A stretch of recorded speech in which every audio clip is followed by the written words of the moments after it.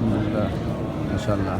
gis ngeen fii la ñu suul yonent bi sallallahu alayhi wa sallam Abu Bakr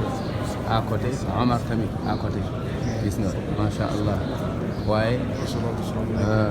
kenn du fi jublu di leen jaamu kenn du fi jublu di sujootal di leen sujootal gis nga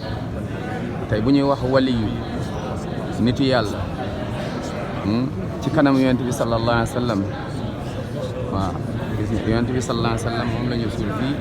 Abu Bakr ak Omar nii gis nga kon nit lu mu am maqaama ci yàlla kenn du ko sujootal waaye dañ koy ñaanal boo ñëwee ba fii da ngay julli ci yonent bi sallallahu alayhi wa sallam gis nga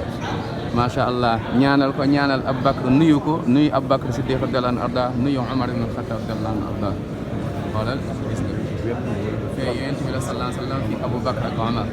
waaye kenn du leen sujootal kenn du fi ñëw naan yow la ñuy yaakaar àddina ak àllaaxira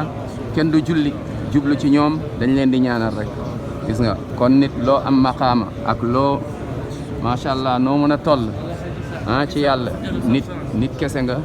waaw jaamu yàlla nga li nga war a def moom mooy jaamu yàlla waaye kenn du sujootal nit kenn du jël lu yàlla moom jox ko nit loolu la ñuy wax bokkaale te ku deewaale ak bokkaale sa jëf yu baax yëpp day màbb te soo dee safara nga jëm fa ngay sax tamit moo sa génn yàlla na ci yàlla musal gis nga kon mu ngoog nañ ci bàyyi xel incha allah mbokk yi